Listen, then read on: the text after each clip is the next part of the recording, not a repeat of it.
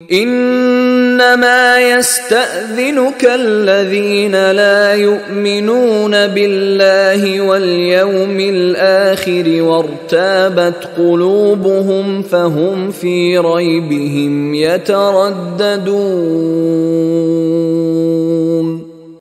انما يستأذنك الذين لا يؤمنون بالله واليوم الآخر، اصل میں جو اجازت مانگ رہے ہیں آپ سے، ایگزمپشن مانگ رہے ہیں، رخصت مانگ رہے ہیں، یہ وہ لوگ ہیں جو حقیقتاً اللہ پر اور یوم آخر پر ایمان نہیں رکھتے.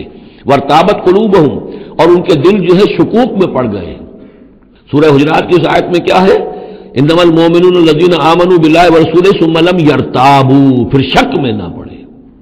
یہاں فرمایا وارتابت قلوبہم، ان کے دلوں کے اندر شکوک کے ڈیرے ہیں.